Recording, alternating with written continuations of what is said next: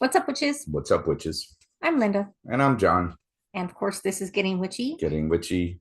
And today we are going to discuss the cryptids of the great state of Texas. Yeah, because I'm still doing because there's a lot in Appalachia. There's a lot. No, I mean, you're covering like what, 17 different states in one area? Yeah. So, yeah, there's going to be a lot. So this one, the cryptids of Texas, Yes. specifically mentions Bigfoot. Yes. Jeremy, this one's for you, buddy. Just the one you've been waiting for. Now, it covers the United States to Canada. Yes. Even in British Columbia, they had sightings of Bigfoot. What they call Bigfoot. Yes, or Sasquatch. Not some random like the hairy man Or the McGeehan monster. the No. Tennessee wild man or No. anything like that. No, they flat out call it one Bigfoot or Sasquatch. So, do you want to start? Sure. So Bigfoot is often described as being a large, muscular, bipedal, human, or ape-like creature, often covered in either black, dark brown, or dark reddish hair. Um, Most of the descriptions will estimate that he's between like 7 and 9 feet tall, but then there are some that say he's between 10 and 15 feet tall. So, I mean, that's a pretty wide range of heights. Maybe some of them are babies and others are teenagers and others are, big papa Sasquatch. Who knows? But anyway, some of the alleged observations describe Bigfoot as more human than ape, particularly in regards to the face. So there's not as much hair. It's more human-like features rather than ape-like features. Remember Harry and the Hendersons? Yes. Yes. Some alleged nighttime sightings have stated that his eyes glowed either yellow or red. Now, why is it they all fucking glow? I mean, sometimes they do. And we're talking people who did not necessarily have a camera with them. So it's not necessarily flash flare. Right. Um, but all the cryptids, like, yeah, all their eyes glow. Most of them, their eyes glow in some way. Yep. Now, the footprints that have been said to be left behind by Bigfoot are claimed to be as large as 24 inches long by 8 inches wide. And I mean, common descriptions also include things like broad shoulders, no visible neck, and long arms. So basically, we're saying this dude's a linebacker. But if you measure or judge a man's length by the size of his hands or feet, a 24-inch foot is a big foot, which would imply other things. Anyway, and yet, oddly enough, none of the descriptions say anything about that. Yeah, so he must be. Is it retractable? That's what I'm like. Some of the photos that I've seen, it's literally there's nothing. There's not, and yes, I looked. Okay, yes. But how can you not? It's a naked freaking bipedal. Then anyway. So in 1929, there was an Indian agent and teacher named J.W. Burns. Sorry, I'm not meaning to yawn. Who lived and worked with the Chehalis First Nation and published a collection of stories titled Introducing BC's Hairy Giants, a collection of strange tales about British Columbia's wild men as told by those who say they have seen them. Now, this was said to be published in Maclean magazine, which, if I remember correctly, was I think Maclean's was one of the ones that was like geared more towards women. So strange like thing. Cosmo. Yeah, along that lines. Yeah. Or Women's World. The stories offered various anecdotal reports of wild people, including encounters that a tribal member had with a hairy wild woman who could speak the language of the Douglas First Nation. Now, J.W. Burns had coined the term Sasquatch, believing that it was an anglicized version of Saskets, which roughly translates to hairy man in the Ho'okamallam language. Now, I am so glad I suggested you go ahead and start. There's no way. What the? Ho'okamallam? Ho'okamallam. Malum? Ho'okamallam? Yeah, yeah, Ho'okamallam. Sorry, mispronounced. But he also describes the Sasquatch as a tribe of hairy people that was claimed to have always lived in the mountains, the tunnels, and the caves. In 1958, a bulldozer operator in Humboldt County, California, named Jerry Crew, discovered a set of large human-like footprints sunk deep within the mud inside the Six Rivers National Forest. Now, these footprints measured 16 inches long. I didn't find any information about how wide they were, but probably if you're going, they'd have to be at least 4 inches wide, probably closer to 6 or 8. 450. And when he told his coworkers about the footprints, they mentioned seeing similar footprints at previous work sites. His coworkers also told him of a 450-pound oil drum that had mysteriously moved without explanation. However, in 2002, the family of one of his deceased coworkers, a man by the name of Ray Wallace, revealed that they had found a large collection of carved wooden feet that may or may not have matched the footprints that Jerry Crew found. So it's possible it's implied that he was being punked, basically. His coworkers were punking him. Now, in Canada, the name Sasquatch is widely used in addition to Bigfoot, and according to Merriam-Webster's dictionary, the use of Sasquatch in the English language is a synonym for Bigfoot and predates it, actually, by approximately 50 years. So they were known as Sasquatch was before Bigfoot. Yes. Well, Sasquatch sounds like it would be from one of the First Nations people. And it was from the Chehalis. Yeah, good, tribe? yeah. Good job with those multisyllabic words. And now, next, the Chupacabra. We have one in Florida too. Is it called Chupacabra? Yes. Oh, well, I mean, that makes sense. And supposedly it came from Puerto Rico. Yes. Yes. Yes. That's the same. Yeah. For this one. Yep. Oh, okay. Yep. So, southwestern United States, Mexico, Central America, South America, and the Caribbean, mainly Puerto Rico. Yep. Okay. Now, I didn't read ahead. I just acknowledged my own home state's history. That was bugging me. It wasn't hanging right.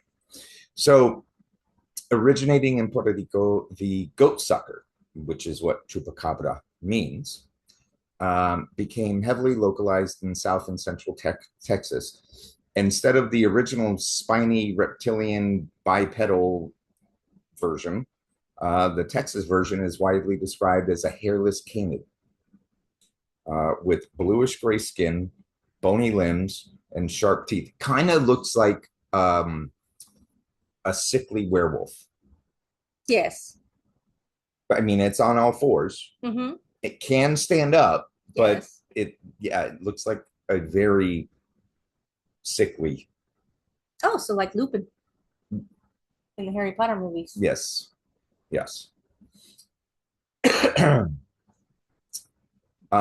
With bony limbs and sharp teeth. Sightings and preserved carcasses have been frequently reported by ranchers. Preserved? Okay. Frequently been reported by ranchers in areas like, is that Cuero, and surrounding rural areas, roads. The name comes from the animal's purported vampirism. The Chupacabra is said to attack and drink the blood of livestock, including goats. Apparently, goats are easier to manhandle than, say, a bull. Yeah. I mean, yeah, that makes, total sense. I mean, you try to suck a bull and you're going to get the horns. It's going to trample you. There's a joke in there somewhere. I'm going to leave that one alone. Initial sightings and accompanying descriptions first occurred in Puerto Rico in 1995. Really? I feel like it's been around a lot longer than that. And, considering the fact that I remember hearing stories of it growing up, like when I was little, us being warned about the Chupacabra, I would have to think it does go beyond that. But in 1995, in my research, was the earliest that anybody could track it back. We're only talking 30 years. I know. And the fact that 1995 was 30 fucking years ago. Yeah. 32, actually, now. Well, 31. No, 31. 31. But sorry, anyway. my mathing isn't mathing. Anyway, the creature has since been reported as far north as Maine.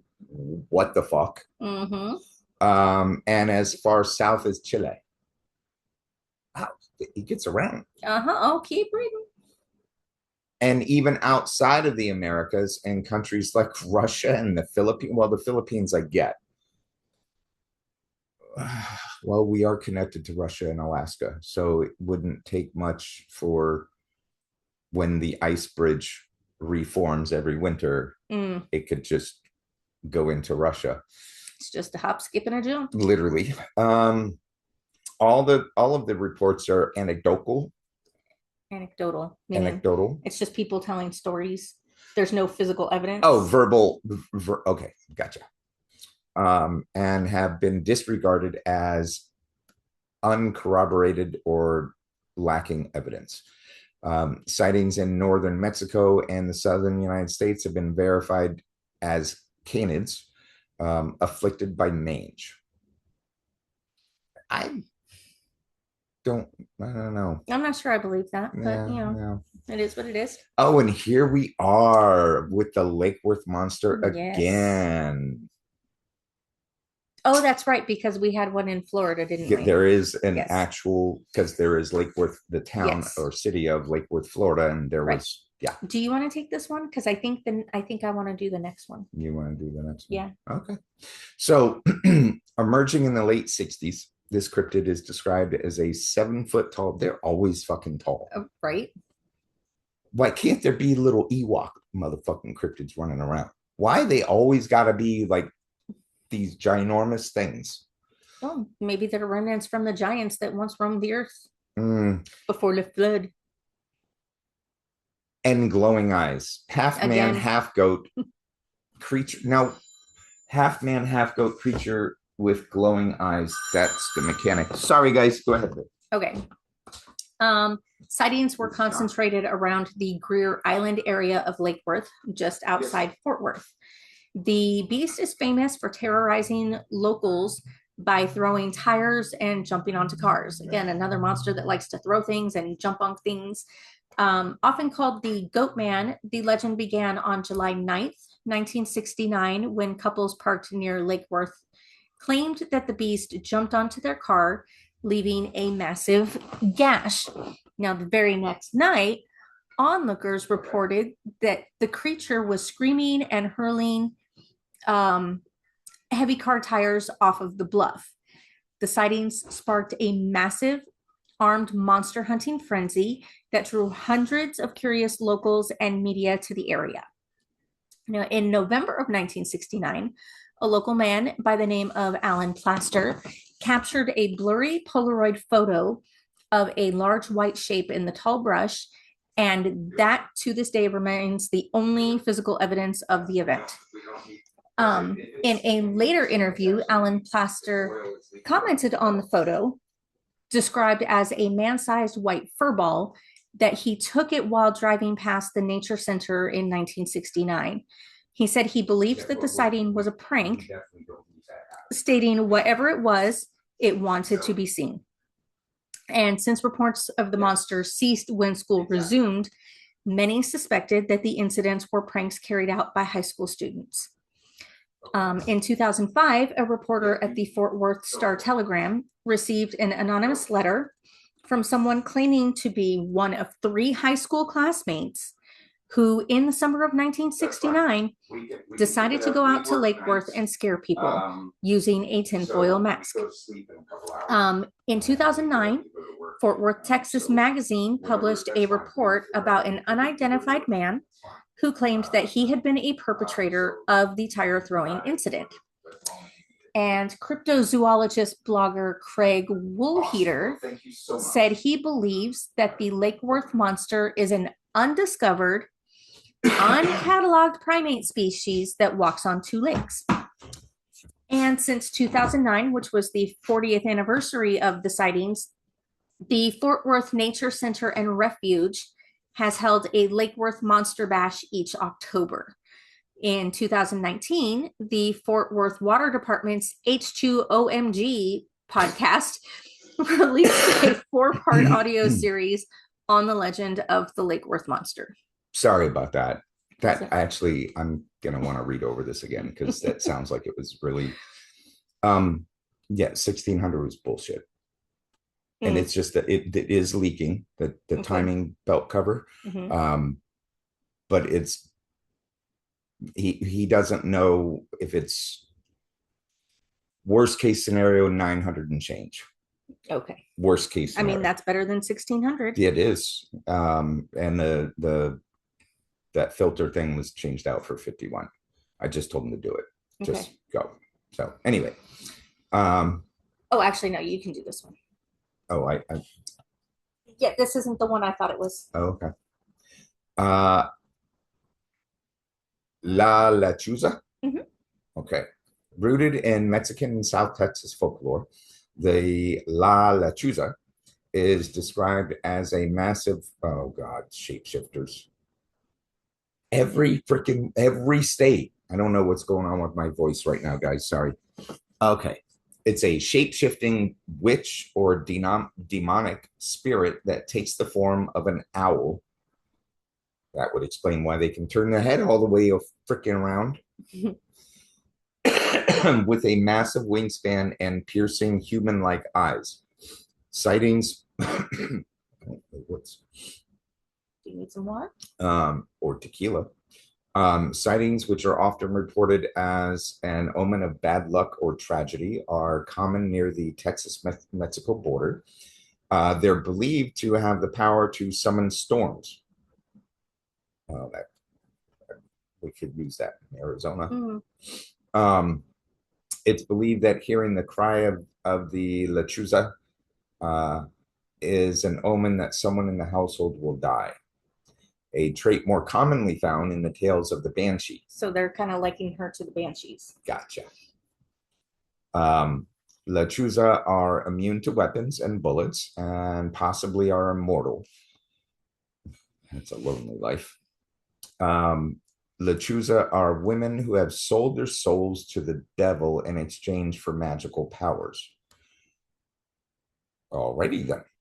At night, they transform into monsters with a bird's body and woman's face, similar to depictions of harpies, not the harpy eagle, but harpies in Greek mythology. Although harpy eagles they do stand like 4 fucking foot. I mean, those are some big birds. Yeah, those are some tall birds. And of course, they fly through the night searching for prey.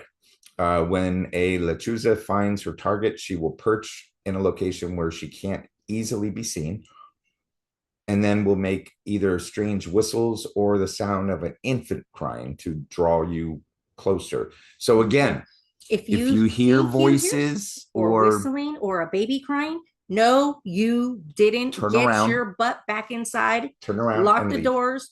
Pull the blinds. Don't answer the phone. Anyone who attempts to determine where the sound is coming from is at risk of becoming Lechuza's dinner. The Lechuza will then swoop down and carry off the confused and horrified individual.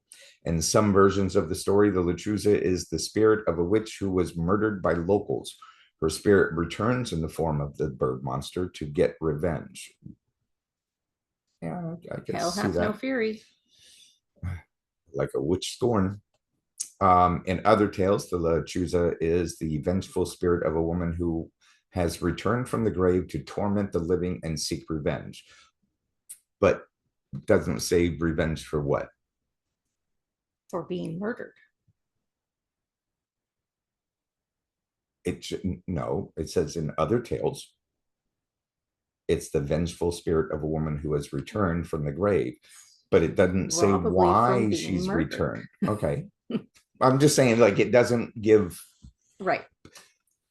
In modern times, most reported run-ins with the witch bird involve her swooping down at cars driving on deserted roads at night. Kind of like, that was Mothman. The two young couples. Yeah. Okay. Interesting. Defense against Lechuza apparently is salt. She fears salt.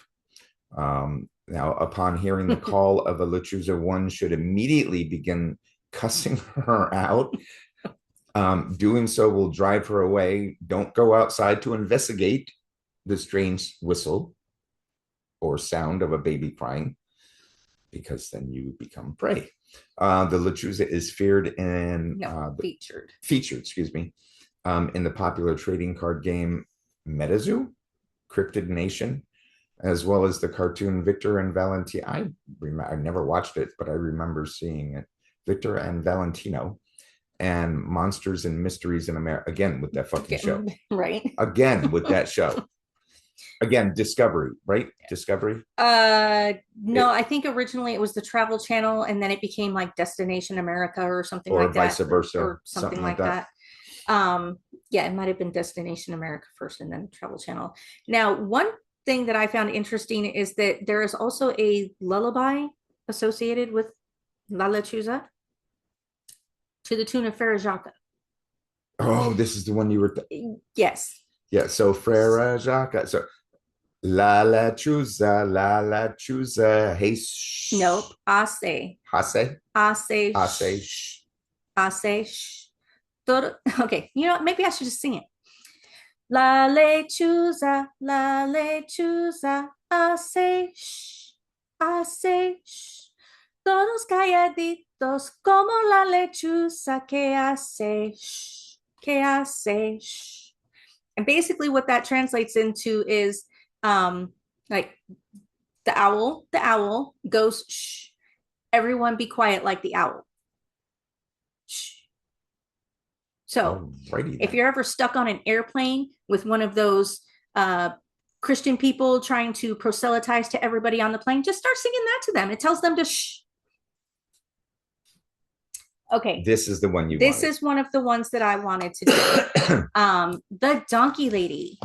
She is said to haunt the old Applewhite Bridge crossing the Medina River south of San Antonio. Oh, I've heard of other the lady in white that walks the bridge in other parts of the country too. Right. I'm sorry, go ahead. So this one is described to be a woman with a melted, saggy face that kind of resembles a donkey, with hard hoof-like appendages on her hands and feet. Now the story. A melted face? Yes. Okay. So here's the thing. There were actually 3 different versions of the story that I found. The first one states that either a farmer or a pioneer and his family had settled in the area, and one day something causes him to snap, kind of like, you know, Amityville, and he kills the children, but sets the house on fire with his wife still alive inside. And before she can get out, she is so badly burned by the fire that her face basically melts, her hands and feet fuse into hard hoof-like. Sounds like she was an android.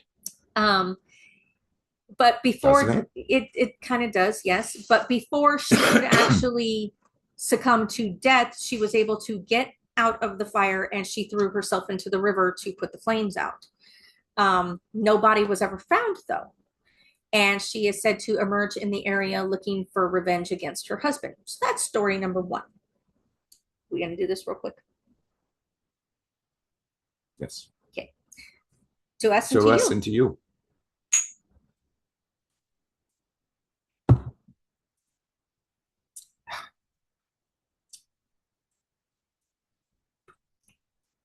Okay, origin story number two indicates that same family, but Same family. same family, a farmer, a wife, and their kids. Okay. But a stranger was passing through and stopped at the farm. The family was minding their own business, tending to their farm, to their animals, and this dude got distracted by the farm animals, and one of either the horses or the mules didn't like this dude's presence and bit the guy. And they have a strong bite. They do. Yeah. Um, I know that's in random as fuck, but- retaliation, he started to beat the animal, and the family came over and started throwing rocks at him to get him away from their animal. And by cover of night, asshole returned with an angry mob of ne'er-do-wells and set the house on fire. Now, the husband ran outside to distract the mob, but he was shot down immediately. The children died in the fire, but the wife escaped, threw herself into the river, but was horribly disfigured. Origin story number three. Jesus. Again, we're talking about the same farmer, wife, kids. Family. Okay. But the wife had a pet donkey that she loved very much. And one day while they were... That's a hell of a fucking pet. Right? But one day while they were, I guess, in town taking care of business, the donkey bit a child, and a group of neighbors and one very wealthy asshole attacked her and the donkey, threw them both off the bridge into Medina River. And it is said that her ghost now haunts the bridge in the form of a terrifying half woman, half donkey hybrid. So their spirits kind of merged and they haunt the bridge, which is now known as Donkey Lady Bridge. Yes. And it crosses Medina River via the old alignment of Applewhite Road, which is approximately 4 miles north of Loop 1604 on the south side of San Antonio. That one sounds more realistic. That one does. That sounds, I mean, yeah. Now, in the 1960s, the locals claimed to have sighted the creature, Donkey Lady, wailing or crying. However, it was... Again, with the crying. However, it was determined to be only a domesticated donkey. Donkey hoof prints have also been found, though they are likely to be just hoof prints of that domestic donkey. And generations of local teenagers have dared each other to park on the bridge at midnight, turn off their engines, and honk the horn to summon her.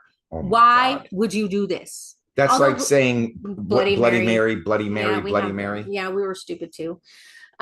Stories claim that she attacks vehicles by scratching the metal, leaving hoof prints on the hood, or screaming an unearthly sound akin to a donkey's bray.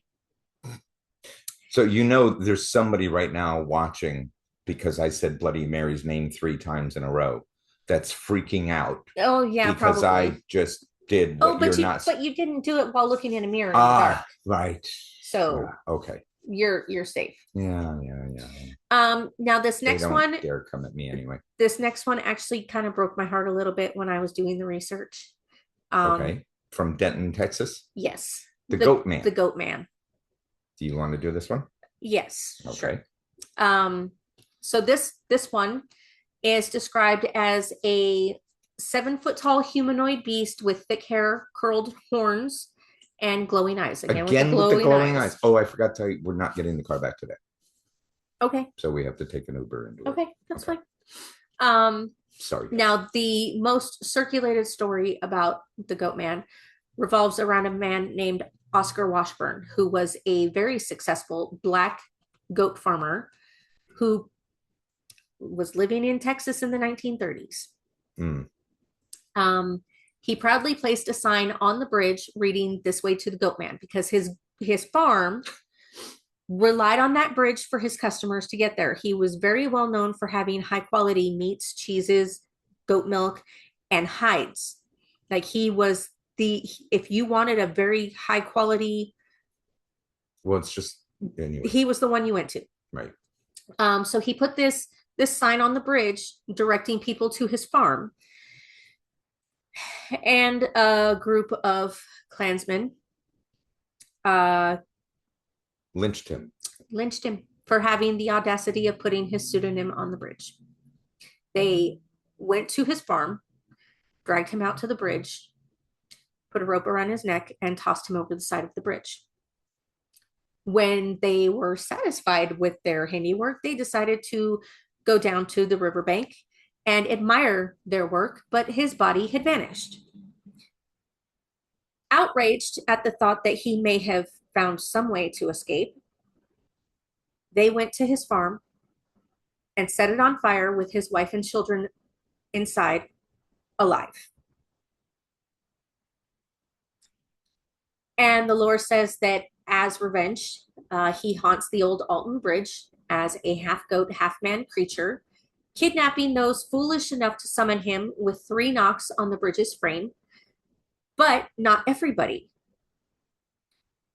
He only takes those who have Klansman blood in them. Ah, so, ooh, that adds a interesting twist. And local legend says if you knock on the steel bridge 3 times at midnight, or perhaps turn off your car lights and honk your horn 3 times in summons, then you dare a visitation from the vengeful Goatman that is preceded by the stench of decaying flesh. Now, there's also another variation that predates the bridge itself. Really? In one account that may go back as far as the 1860s, Texas Troubles, some Copper Canyon cowboys lynched a Creole slave goat herder named, well, they named him Jack Kendall, but that probably wasn't his name, from a tall creekside tree near where the bridge now stands. But ineptitude in how they hung him separated his head from his body, and the slavers watched in horror as the headless body raised itself from the creek bed mud, animated by voodoo, apparently, and ripped the head off of a nearby goat to replace his own, which was still dangling in the noose.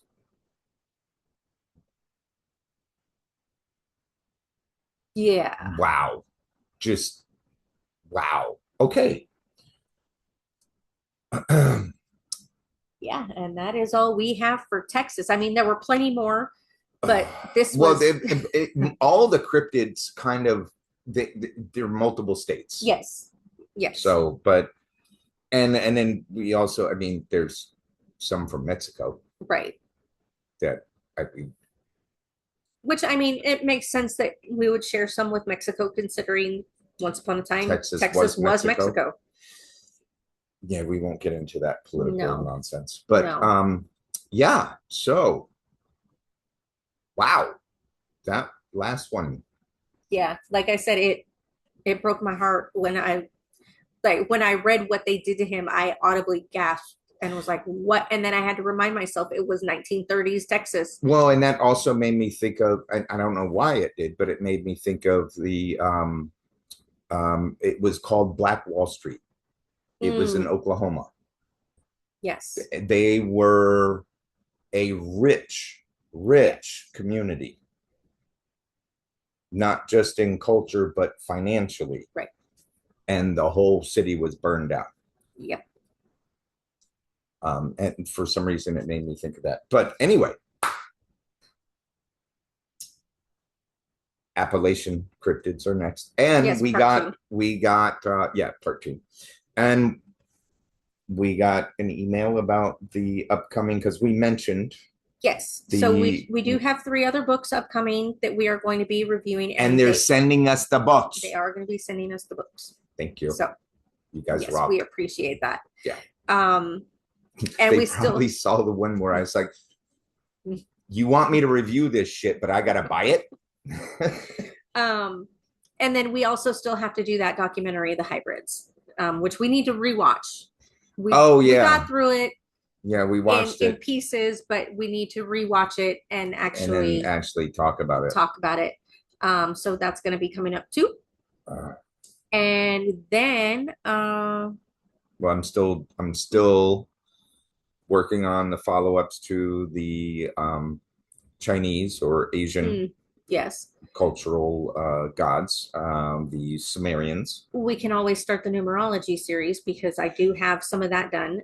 It's just each number is going to have to be its own episode. Really? Yes. Holy shit. Yeah. Okay. If I recall correctly, my last count, I was at like, I think 20 pages of notes and I was only on like number 4. Are you?